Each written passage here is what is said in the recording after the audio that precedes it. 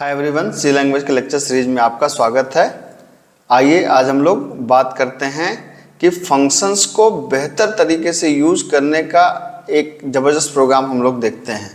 जैसे शुरुआत में क्या होता है, जब मैं भी पढ़ता था तो एक समस्या होती थी। समस्या क्या होती थी कि टीचर कहता है कि फंक्शन से काम आसान हो जाएगा, जबकि हमें क्या लगता है कि फंक्शन तो काम को मुश्किल कर दे रहा है, लाइन ऑफ कोड बढ़ जा रहे हैं।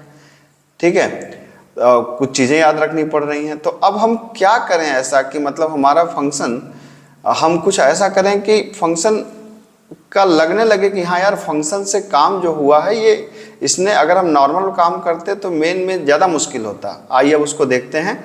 मैं पूरी कोशिश करूँगा कि आपको एक बेहतर ढंग से इस चीज़ को समझा सकूँ। ठीक है, चलिए। अब मान लीजिए कि आपको एक प्रोग्राम बनाना है जिसका ऐसा आउटपुट चाहिए। यहाँ पर प्रोग्राम है कि जैसे कुछ नंबर्स दिए गए हैं, मान लीजिए नंबर्स हम लोग एरे में ले लेंगे, तो ये नंबर्स हमारे पास दिए गए हैं। अब हमें करना क्या है, मुझे हर नंबर का रिवर्स चाहिए, इसके ठीक सामने प्रिंट करना है। हर नंबर का रिवर्स ठीक सामने, कोई दिक्कत नहीं है, रिवर्स हो जाएगा। फिर हमें उनके डिजिट्स का सम भी चाहिए उसी के सामने। फिर हमें जो सबसे बड़ी डिजिट है वो भी चाहिए उसी के सामने। अब अगर आप इस कोड को मेन के अंदर लिखेंगे और एरे में ये 5 नंबर 7 नंबर ले लेंगे और फिर आप एक बार रिवर्स करने की लॉजिक लिखेंगे, फिर सम करने की लॉजिक लिखेंगे, फिर लार्जेस्ट वाली लॉजिक लिखेंगे, तो प्रोग्राम में इतना हौच पौच हो जाएगा कि एक बिगिनर को मैनेज करना बिल्कुल मुश्किल हो जाएगा। जो थोड़ा एक्सपीरियंस प्रोग्रामर है वो तो कर लेगा, लेकिन कॉम्प्लेक्सिटी बहुत बढ़ जाएगी।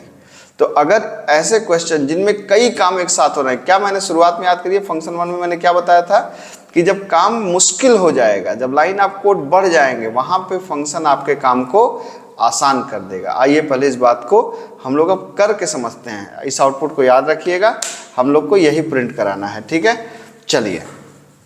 तो मैंने कहा कि एक फंक्शन है। अब देखिए इसमें काम कितने हैं, एक नंबर है, तो पहले आइए भाई नंबर ही ले लेते हैं। तो नंबर के लिए हमने सिंपली एक एरे ले लिया 5 की साइज का।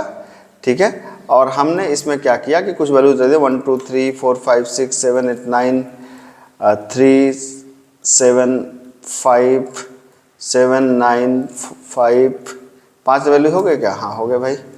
ठीक है, तो 1 2 3 4 5। ठीक, अब हमें क्या करना है, इन सारी वैल्यूज को ये ऑपरेशन परफॉर्म करना है, number reverse sum of digit largest digit. देखिएगा बड़े आराम से हम लोग करेंगे।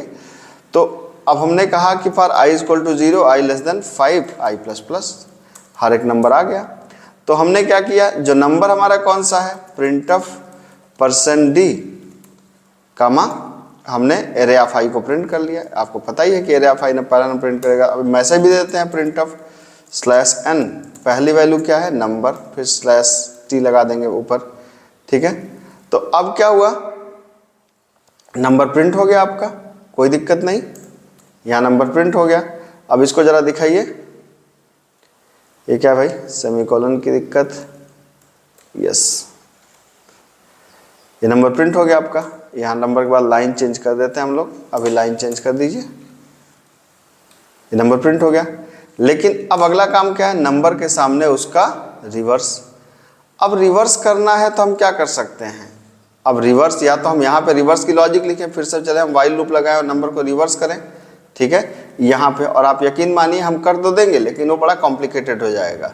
तो अब मैंने कहा यार रिवर्स करना है तो क्यों ना मैं एक फंक्शन बना लूँ रिवर्स नाम से।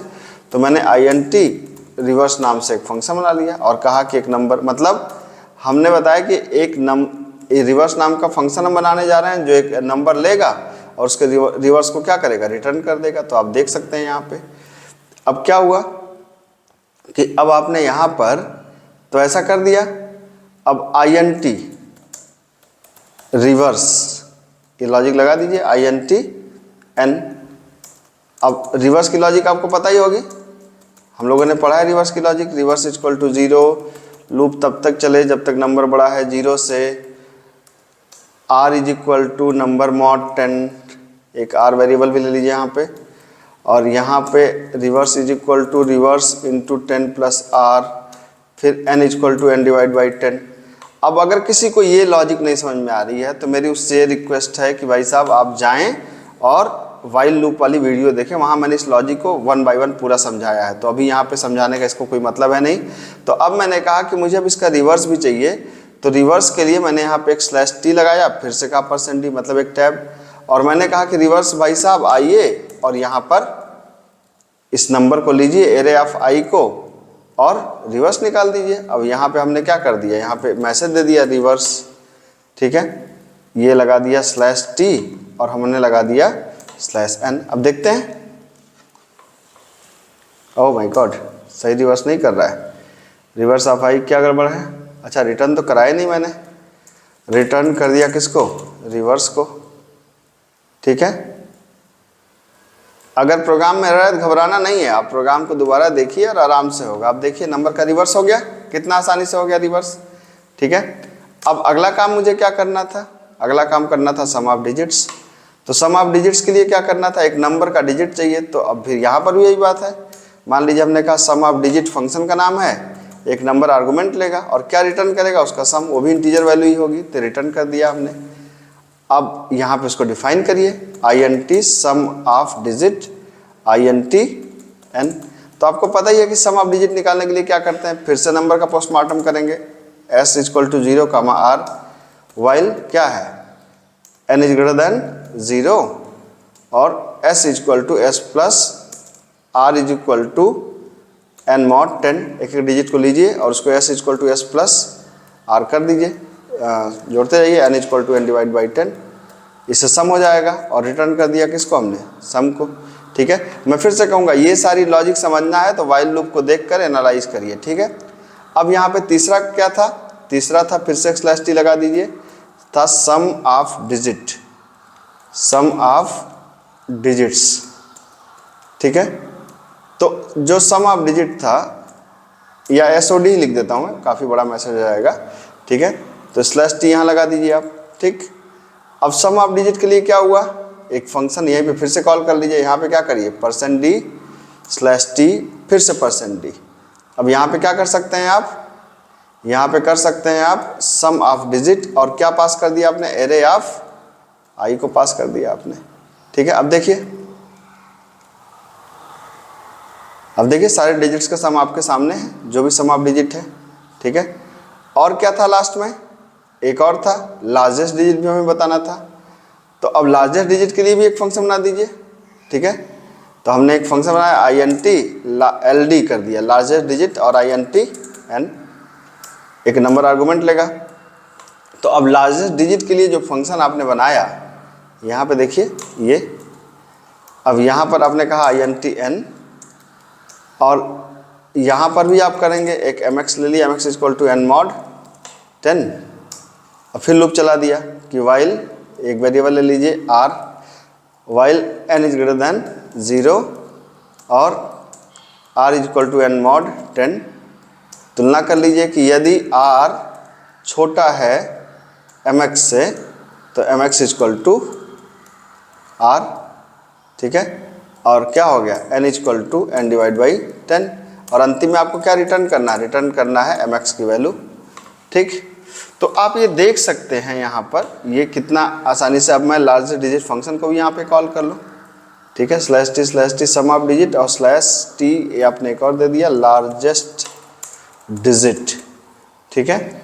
और यहाँ पर हमने कौन से फंक्शन को कॉल कर लिया, ld, और ld के अंदर पास कर दिया हमने एरे ऑफ i को, सही है। चलिए ये देखिए, ओ माय गॉड क्या दिक्कत है, %d भूल गए, छोटी छोटी दिक्कतें हैं, इन दिक्कतों को आराम से सुधारा जा सकता है। %d ये देखिए, अरे 1 4 7, ये क्या छोटी डिजिट आ रही है क्या, उल्टा हो गया है, ठीक है। तो अगर r बड़ा है mx से, सॉरी, ठीक है, तो आप देख सकते हैं आपके पास रिवर्स आ गया, सम ऑफ डिजिट हो गया, लार्जेस्ट डिजिट हो गया, सारे आपके सामने हैं। कहने का मतलब यह है भाई साहब अगर ये क्वेश्चन आप देख सकते हैं कितना क्लीन है, अगर जितना क्वेश्चन का जैसा आउटपुट है अगर उसके हिसाब से आप इसके कोड को देखें तो कोड आपको क्या क्लीन नहीं नज़र आ रहा है, कितना ऑर्गेनाइज है, कितना सिंक है। तो वो सारी चीज़ें याद करिए जो मैंने फंक्शन में कहा था। मॉड्यूलरिटी, एक फंक्शन बड़ा काम को छोटे छोटे टुकड़ों में डिवाइड कर दो।